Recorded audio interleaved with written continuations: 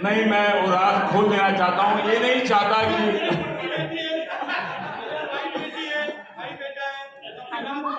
नहीं।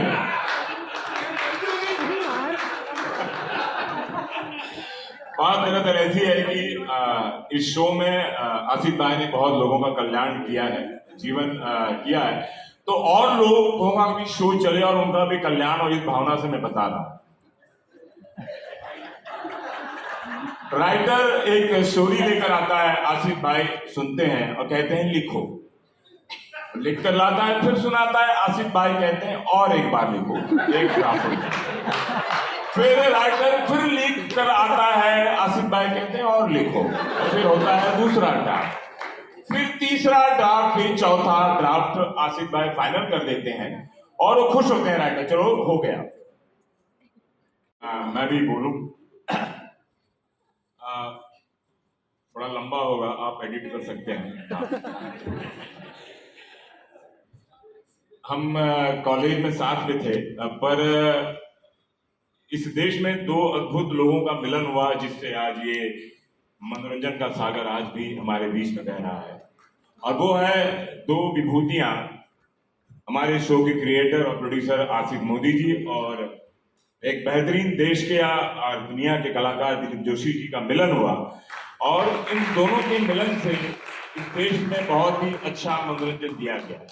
आसिफ भाई ने जैसे कहा कि उनका पहला शो हम सब एक है, ये दुनिया है रंगीन, माय बेबी वंडरफुल, और आज तारक मेहता का उल्टा चश्मा। कई लोग हमसे पूछते हैं कि हम सब भी कॉमेडी करते हैं और शो बनाते हैं, तो 5 साल के ऊपर या 7 साल 8 साल के ऊपर क्यों नहीं चल पा रहा है? 18 साल तुम्हारा ये शो क्यों चलता है? आसिफ मोदी ने ऐसा क्या कर दिया है? तो आज मैं वो राज खोलना चाहता हूं। साल में संतुष्ट हो जाता, लेकिन इनका पैशन टुवर्ड्स वर्क, मैं पैसे के बारे में नहीं जानता, लेकिन अच्छा एपिसोड है।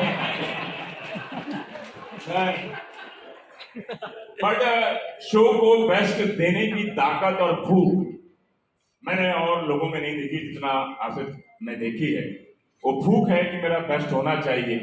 इसमें उन्होंने अपने स्वरूप, अपने व्यवहार, अपने रुथलेस भी हुए, कई लोग हर्ट भी हुए, लेकिन मुझे लगता है कि कुछ सुख पाने के लिए कुछ दुख सहना पड़ेगा, और भगवान करे इतनी शक्ति आपको दे, पूरी टीम को दे, और इसी तरह हम लोग हंसते खेलते मिलते रहे और काम करते हैं।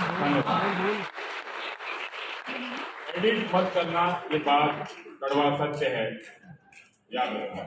क्या बात है?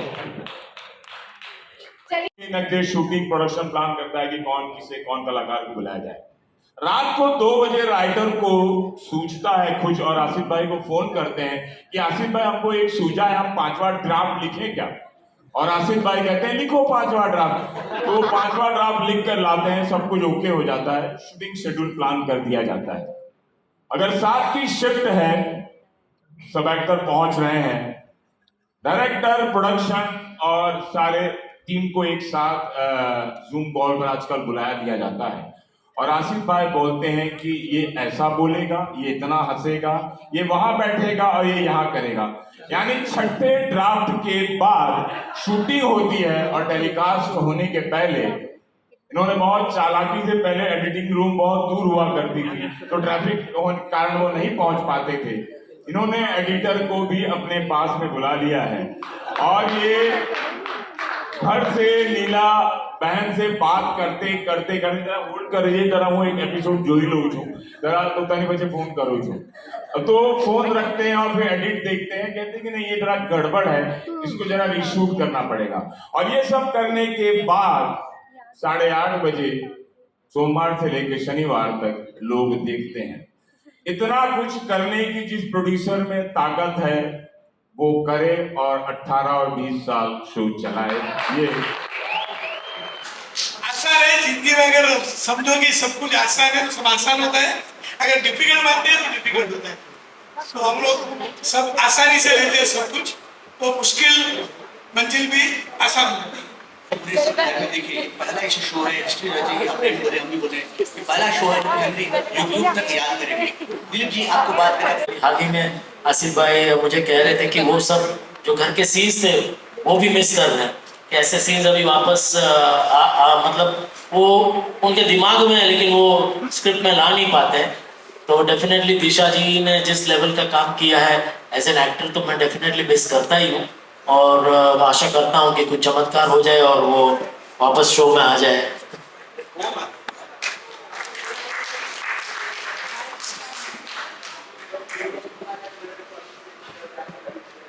हम लोग उनको मिस करते हैं आज भी। तो दया भाभी, दया बहन, दया भाभी गोकुल धाम का एक जबरदस्त किरदार है, तो हम लोग सब लोग मिस करते हैं। और जैसे दिलीप भाई ने कहा, बस कोई चमत्कार हो जाए, खुद वापस आ जाए तो बहुत खुशी होगी। ये तो जल्दी दया भाभी को लेके तो आना पड़ेगा। ना चाहे वो कौन सा ऐसा मोमेंट है जो जिससे आप बहुत प्राउड फील करते हैं, और क्या कभी आपके लाइफ में पूरे 18 साल में ऐसा लगा कि अब शो आगे नहीं बढ़ा पाएंगे? और साथ ही मेरा ये भी सवाल है कि अगर असली राइटर आपके सामने आज होते तारक मेहता जी, तो आप उनसे क्या सवाल करते या क्या कुछ कहना चाहते? देखिए, ऐसी तो बहुत घटना है जो बहुत पर्सनल भी घटना है कि जो आज भी दिल को छू लेती है।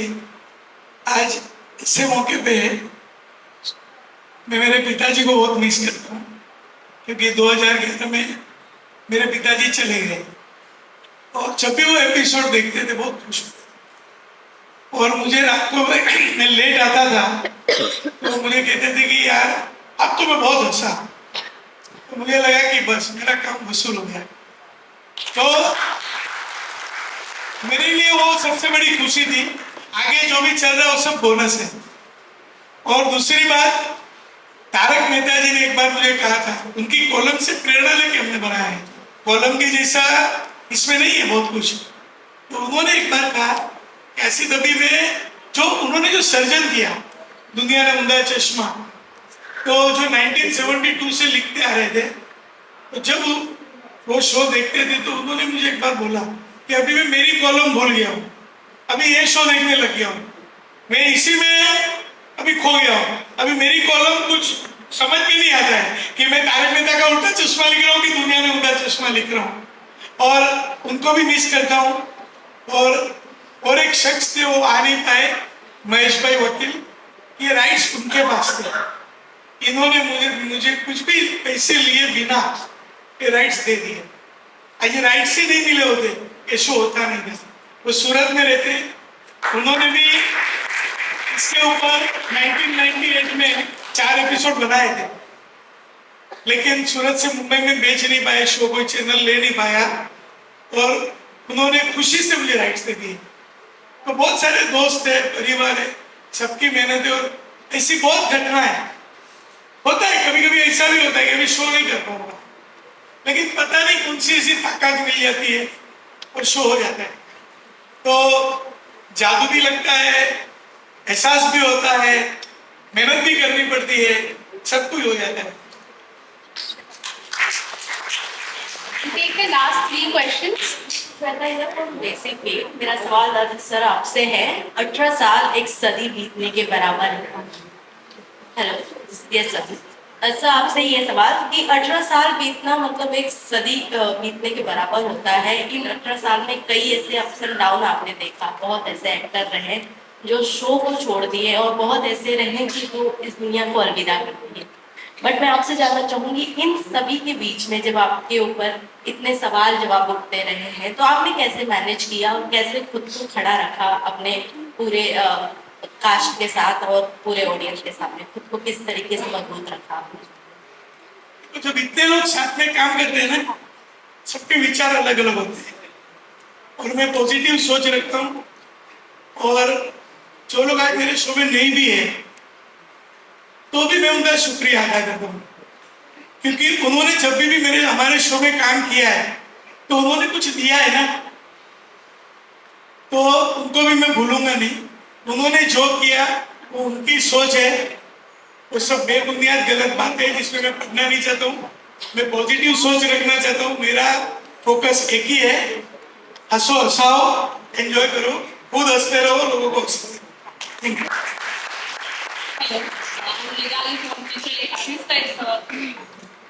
I'm Nirali from Chitraletha.